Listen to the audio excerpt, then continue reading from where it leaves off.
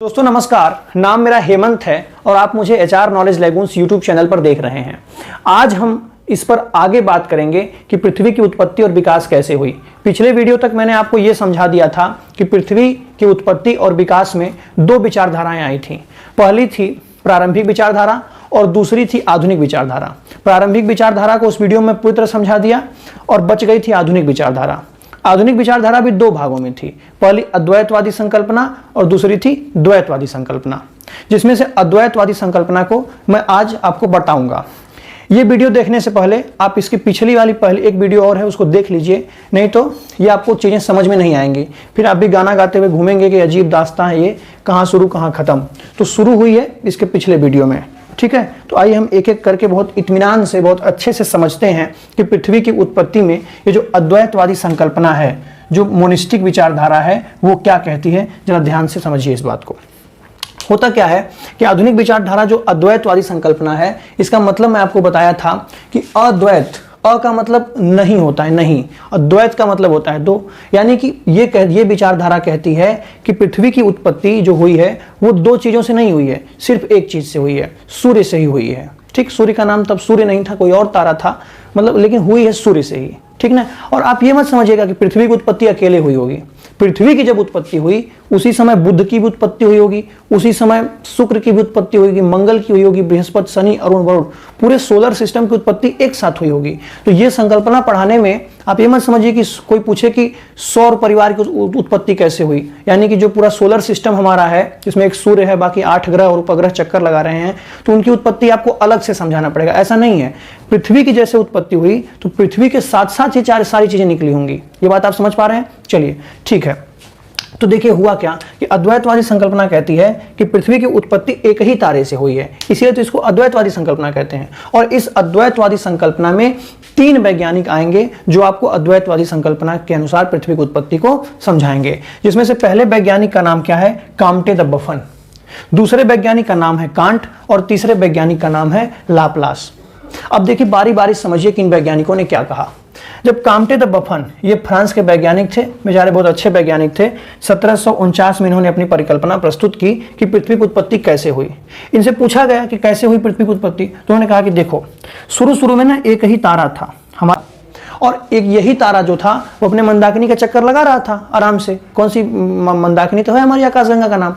तो बोले ये एक ही तारा है, ये अपनी हमारी मंदाकिनी का चक्कर ऐसे ऐसे लगा रहा था। लेकिन हुआ क्या कि कोई भी तारा होता है तो कभी कभी होता क्या है कि उससे धूमकेतु आकर के टकरा जाता है। धूमकेतु समझ रहे हैं आप? धूमकेतु बहुत बड़ा पिंड होता है, और बहुत बड़ा पिंड जो होता है वो तारे के चारों तरफ परवलयाकार पथ में चक्कर लगाता रहता है। जैसे यहाँ पे कोई तारा ऐसे है तो इसके चारों तरफ ये धूमकेतु चक्कर लगाता रहता है। कभी कभी ऐसा होता है तो जो धूमकेतु होता है, धूमकेतु मतलब बहुत बड़ा पिंड, आप समझ लीजिए, वो पिंड कभी कभी सूरज के बहुत पास आ जाता है। तो जब वो सूरज के बहुत पास आ जाता है तो होता क्या है कि फफक के एकदम जलने लगता है, और जलते समय वैसी स्थिति होती है जैसे दिवाली में आप अनार छोड़ते हैं, तो अनार छोड़ते हैं तो पीछे फरफर फरफर निकलता रहता है उसके आग। तो उसी तरह जो धूमकेतु होता है जब सूरज के पास आता है तो इसमें से पीछे एकदम फरफरा करके आग निकलने लगती है, और कभी कभी ये बीच में ही जल जाता है। लेकिन कभी कभी ऐसा होता है कि धूमकेतु जब बहुत बड़ा होता है तो सीधे जाकर के तारे से ही टकरा जाता है। तो ऐसा ही हुआ, बोले कि ये जो तारा था पहले, इससे जाकर के धूमकेतु ऐसे लड़ गया धाए से। तो जब ये धूमकेतु जब जाकर के इसमें मारा, ठाए से एकदम लड़ा, तो तुरंत यहाँ से कुछ मलबा टूट करके छटक गया। तो जब ये टूट करके पूरा तारा छटक गया तो इसी तारे में से एक निकल गया सूर्य, और बाकी निकल गए 8 ग्रह। पहले का नाम बुध था, दूसरे का शुक्र था, तीसरे का पृथ्वी था, चौथे का मंगल, बृहस्पति, शनि, अरुण और वरुण। पहले यम भी होते थे, कुबेर जी, लेकिन उनको अब हटा दिया गया है। समझ रहे हैं बात को? तो इसने कुछ नहीं कहा, एकदम सिंपल विचारधारा है कि बोले कि फ्रांस के वैज्ञानिक थे और बोले कि कुछ नहीं, तारा था, तारा अपने मंदाकिनी का चक्कर अच्छे से लगा रहा था, तब तक उससे आकर के अचानक धूमकेतु टकराया, और धूमकेतु टकराया तो इसके मलबे से ही क्या बना? पूरा सौरमंडल बन गया। उसी सौरमंडल में एक पृथ्वी भी थी, तो पृथ्वी की उत्पत्ति ऐसे हो गई, पृथ्वी ऐसे पैदा हो गई। लेकिन अब हुआ क्या कि इनके आगे जो एक कांट नाम के वैज्ञानिक थे, इन्होंने कहा नहीं, ऐसी बात नहीं है।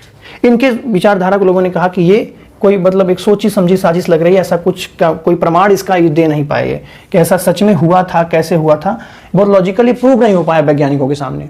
तो कांट नाम के वैज्ञानिक आगे आए और इन्होंने अपनी एक विचारधारा प्रस्तुत की। कांट जो थे वो जर्मनी के थे और अपनी विचारधारा इन्होंने 1755 ईस्वी में दी थी। ठीक। और इनकी विचारधारा को कहा जाता है वायव्य राशि परिकल्पना, ठीक ना। ये जो धूमकेतु वाली परिकल्पना है काम्टे-द-बफन की है, तो काम्टे-द-बफन ने धूमकेतु से बताया, तो आप कहते धूमकेतु परिकल्पना इनका नाम दे दीजिए। लेकिन एक कांट नाम के जो वैज्ञानिक हैं, ये जर्मनी के वैज्ञानिक हैं। काम्टे-द-बफन फ्रांस के थे, कांट जर्मनी के हैं, और जर्मनी के वैज्ञानिक ने जो परिकल्पना दी, उस परिकल्पना को कहा जाता है वायव्य राशि परिकल्पना। क्या कहा जाता है? वायव्य राशि परिकल्पना। वायव्य का मतलब वायु, वायु के कण, राशि का मतलब कोई भी राशि हो, राशि मतलब समझ रहे हैं, राशि, राशि तो एक तो वो भी होती है वृश्चिक राशि, तुला राशि, इस तरह के 12 राशियां होती हैं, वो वाली राशि नहीं। वायव्य राशि का मतलब हवा का कोई भी एक बड़ा सा पुंज, उसको राशि कह रहे हैं। ये धन राशि, ढेर सारा धन होता है तो उसको धन राशि बोल देते हैं। तो उसी तरह से ये वायव्य राशि, हवा की बड़ी सी राशि थी, उसकी परिकल्पना इन्होंने दी। उन्होंने कैसे बताया कि पृथ्वी की उत्पत्ति कैसे हुई? देखिए समझिए इस बात को। आप कहेंगे कि ये विचारधारा बता रहे हैं, ये विचारधारा बता रहे हैं, ये विचारधारा बता रहे हैं, सारी विचारधाराएं जो आप बता रहे हैं, तो हम क्यों इसको सच माने? देखिए सच माने या झूठ माने, बात यह है कि कोई भी आप अगर मजहब स्वीकार करने जाते हैं, कोई भी धर्म आप स्वीकार करने जाते हैं, तो उस धर्म की सारी बातें माननी पड़ती हैं। जैसे आप कहें कि मैं हिंदू धर्म को स्वीकार करता हूं, तो आपको यह बात मानना पड़ेगा कि हिंदू धर्म में 33 करोड़ देवी देवता हैं। या कुछ लोग सनातन धर्म इसको कहते हैं, तो सनातन धर्म में कहते हैं कि एक ईश्वरवाद है। तो बहुत सारी जो मतलब वैदिक धर्म को कोई मान रहा है, कोई किसी को मान रहा है, तो आप जिस तरह के मजहब को मानेंगे, उस मजहब की सारी बातों को आपको मानना पड़ेगा, तभी आप उस मजहब को स्वीकार कर पाएंगे। तो उसी तरह जो सिद्धांत होते हैं ना, वो जस्ट लाइक एक मजहब की तरह ही होते हैं। आपको उनकी सारी बातों को मानना पड़ेगा, तभी आप कह पाएंगे कांट के अनुसार ये हुआ। तो कांट जो कह रहे हैं, कांट की बात को एज इट इज मानना पड़ेगा आपको, अगर कांट को कोट करना है तो। उसके बाद उनकी कमियां गिना सकते हैं, अच्छाइयां भी गिना सकते हैं, सब कुछ गिना सकते हैं, ठीक है। चलिए देखिए, तो कांट ने जो वायव्य राशि की परिकल्पना दी, इसमें इन्होंने क्या कहा कि पहले जो था ना, पहले ये पूरी तरह से अब फैला हुआ था, कुछ था नहीं, मतलब ब्रह्मांड तो था, लेकिन ब्रह्मांड में ऐसे ऐसे, मतलब ये तारा नहीं था, पहले केवल ऐसे ऐसे कण थे, बहुत सारे कण सब फैले हुए थे। जब बहुत सारे कण फैले हुए थे, तो हुआ क्या कि बीच बीच में कभी कभी कोई कण आपस में टकरा जाते थे, तो टकरा करके वो चिपक जाते थे। क्यों? गुरुत्वाकर्षण बल के कारण, क्योंकि दो कणों के बीच में हमेशा गुरुत्वाकर्षण बल लगता है। तो बोले कि दो कण आपस में मिल गए, टकरा गए, अब वो बड़ा कण बन गया। अब वो बड़ा कण और को आकर्षित करने लगा, वो थोड़ा और बड़ा बन गया, थोड़ा और बड़ा बना तो और को आकर्षित करने लगा। क्योंकि जैसे जैसे ये कण का द्रव्यमान बढ़ता गया, तो गुरुत्वाकर्षण बल द्रव्यमान के समानुपाती होता है, यानी कि द्रव्यमान बढ़ेगा तो गुरुत्वाकर्षण बल भी बढ़ेगा। तो इन्होंने कहा कि ये जो कण थे अलग अलग ना, ये सारे क्या करने लगे, आपस में चिपकने लगे। चिपकते चिपकते ये क्या हो गए, खूब बड़े बड़े होने लगे। और हुआ क्या कि जब ये आपस में आकर के टकराते थे ना, तो जब ये टकराते थे आपस में आकर के, तो यहाँ बहुत सारी क्या निकलती थी, उष्मा भी निकलती थी। और बहुत सारी जब उष्मा निकलती थी, तो उष्मा में तो ऊर्जा होती है। तो ऊर्जा होने के कारण क्या हुआ कि ये ऐसे ऐसे ऐसे ऐसे घूमने लगा। यानी कि पहले था हवा, अब सिकुड़ करके बन गया एक पिंड, और ऐसे ऐसे गनगन गनगन एकदम नाचने लगा। खूब तेजी से जब नाचने लगा ऐसे ऐसे, तो होता क्या है, देखो जरा ध्यान से, एकदम एक एक बात को समझा रहा हूं, अच्छे से समझना। इन्होंने कहा था कि पहले छोटे छोटे कण थे, वो कण ठंडे थे, गतिहीन थे, कठोर थे, गति नहीं कर रहे थे, ठंडे थे, कठोर थे। लेकिन जब आपस में टकराए ना, तो टकराने के बाद उष्मा पैदा हुई, और उष्मा से ऊर्जा पैदा हुई, और ऊर्जा से क्या करने लगा, भ्रमण होने लगा बहुत तेजी से। यानी पहले हवा सिमटी, फिर ऐसे ऐसे नाचने लगी। अब होता क्या है, जरा देखिए कि जब कोई भी पिंड वृत्ति पथ पर ऐसे ऐसे नाच रहा होता है ना, तो वहां दो तरह का बल काम करता है। एक को कहते हैं अभिसारी बल, एक को कहते हैं अपसारी बल। यानी अभी तक समझिए इस बात को कि सारे पिंड ऐसे गोलिया गए, टकरा गए, और गोलियाने को ऐसे ऐसे नाचने लगे। तो खूब तेज से जब ये नाचने लगे, तो इनमें दो तरह का बल काम करता है, एक बाहर की तरफ लगता है, एक अंदर की तरफ लगता है। मैं समझा रहा हूं कैसे, देखिए। मेरे पास आईडी कार्ड है, देखिए इसका जुगाड़ में लेकर के आपको समझा रहा हूं। देखिए होता क्या है कि कोई अगर वृत्ताकार पथ पर ऐसे ऐसे नाच रहा है, आईडी कार्ड मेरा, देखिए नाच रहा है ना, तो अब हो क्या रहा है इसमें, ध्यान से देखिए कि जब आईडी कार्ड ऐसे खड़ा होकर के ऐसे ऐसे नाच रहा है, तो ये जो रस्सी है, ये रस्सी इसको कहाँ खींच रही, केंद्र की तरफ, क्योंकि केंद्र तो यही है, इसी केंद्र के चारों तरफ नाच रहा है। तो जो रस्सी है ना, इसको केंद्र की तरफ खींच रही है। लेकिन ये जो पोर्शन है, इसका वजन है, वजन इसको कहाँ फेंक रहा है, बाहर की तरफ धकेल रहा है। क्यों, कैसे मुझे पता चला, क्योंकि मैं ऐसे घुमाते घुमाते अगर इस आईडी कार्ड को ऐसे छोड़ दूं, तो ये जाकर के दीवार में टकरा रहा है। इसका मतलब क्या कि उधर की तरफ कोई बल लग रहा है जरूर इस पर। तो इस बात को आप समझ गए कि कोई भी पिंड अगर ऐसे ऐसे चक्कर लगा रहा है, तो एक तो उसमें क्या होगा, केंद्र की तरफ बल लगेगा, और दूसरा बाहर की तरफ भी बल लगेगा कि नहीं लगेगा, बाहर की तरफ लगेगा। तो दो तरह के बल लगेंगे। तो इन्होंने कहा क्या कि जब ये खूब गर्म हो गया, भ्रमण करने लगा और भ्रमण करते करते खूब गर्म हो गया तो और तेज नाचने लगा। जब और तेज ये नाचने लगा, बहुत तेजी से नाचने लगा, तो हुआ क्या कि पहले तो ये दोनों बल बराबर बराबर थे, तब तो कोई डिस्टर्बेंस नहीं हो रहा था। लेकिन हुआ क्या कि ये बाहरवां वाला बल बढ़ गया, क्योंकि किसी को जितना तेज नचाओगे उतना तेज बाहर फेंकने की कोशिश करेगा वो। तो बोले कि जब ये बहुत तेज नाच रहा था तो बाहर वाला बल एकदम बढ़ गया, और जब बाहर वाला बल एकदम बढ़ गया तेजी से, तो इसी पिंड में से छल्ले निकलने लगे, फक फक एकदम। दिख रहा है कि नहीं छल्ला? छल्ला दिख रहा है? नहीं, छल्ला नहीं दिख रहा है आपको, थोड़ा नीचे हो गया है। देखिए हुआ क्या, जैसे गोला खूब नाच रहा है, इस गोले को मान लीजिए ये वाला है, खूब नाच रहा है, तो इसमें से ऐसे ऐसे छल्ला निकलने लगा, खूब ढेर सारा। क्यों? जैसे आप गांव में बम्बैया मिठाई कभी बनते हुए देखे होंगे तो जानते होंगे, वो ऐसे ऐसे मशीन खूब कस के नचाता है तो उसमें से बहुत सारे छल्ले निकलते हैं, तो छल्ले बाहर की तरफ निकलने लगे। और जब छल्ले निकल गए बाहर की तरफ, यहाँ से एक छल्ला निकला तो एक छल्ला टूट के निकला, 2 छल्ला, 3 छल्ला, 4 छल्ला, ऐसे ढेर सारे छल्ले टूट टूट के निकल गए। देखो ऐसे में छल्ला दिखा रहा है ना, ऐसे यहाँ से एक छल्ला निकला, फिर 2 छल्ला, 3 छल्ला, 4 छल्ला, ऐसे खूब ढेर सारे छल्ले निकल गए। और यही छल्ले क्या हो गए, जाके गोलियां गोलियां करके अलग अलग ग्रह बन गए। एक छल्ला निकला वो फिर गोल होकर ग्रह बन गया, दूसरा छल्ला निकला वो भी गोल होकर ग्रह बन गया, तीसरा छल्ला निकला वो भी गोल होकर ग्रह बन गया। तो कांट की वायव्य राशि परिकल्पना एक्चुअल में यही है कि इसी ग्रह से क्या निकले, ये जो यही वाला तारा था, है ना, यही जो तारा था, इसको उन्होंने नाम दिया था निहारिका है। ये विशाल गैसी पिंड बना ना, ये सारे गैस मिलकर के विशाल गैसी पिंड बना, और विशाल गैसी पिंड में निहारिका नाम दे दिया। और निहारिका नाम दे दिया तो कहा कि ऐसे हो गया, खूब तेज नाचने लगा, और नाचने के बाद यहाँ से छल्ले टूट टूट कर निकले, और इन्हीं छल्लों से क्या बन गया, अलग अलग ग्रह बन गए। अब इनकी भाई साहब आलोचना इस बात पर हुई कि देखो, अगर एक ही चीज से सारी चीजें निकली होती तो जैसा सूर्य है वैसा पृथ्वी होनी चाहिए, वैसे ही क्या होनी चाहिए, वैसा ही बृहस्पति होना चाहिए, वैसा ही मंगल होना चाहिए, सारे ग्रह तो वैसे ही होने चाहिए जैसे सूर्य था। लेकिन सूर्य में तो हाइड्रोजन हीलियम है, धरती पर तो बहुत और कुछ पाया जाता है। तो इसका मतलब क्या हुआ, इसका मतलब तो यही हुआ ना कि ये थोड़ा गलत बता रहे हैं, साइंटिफिक व्याख्या नहीं कर पा रहे हैं। बाकी और बहुत सारी प्रॉपर्टीज थी जो ग्रहों की और सूर्य से नहीं मिल रही थी। तो इसका मतलब हुआ क्या कि इनके सिद्धांत में थोड़ी थोड़ी कमी थी, बहुत आलोचना की गई वैज्ञानिकों के द्वारा, क्योंकि वैज्ञानिक थे तो जलन होती होगी वैज्ञानिकों को जब नया सिद्धांत कोई देता होगा। तो इनकी आलोचना कर दी अच्छे से, तो बढ़िया आलोचना कर दिए। तो उसके बाद एक फ्रांस का ही वैज्ञानिक आया जिसका नाम था लाप्लास।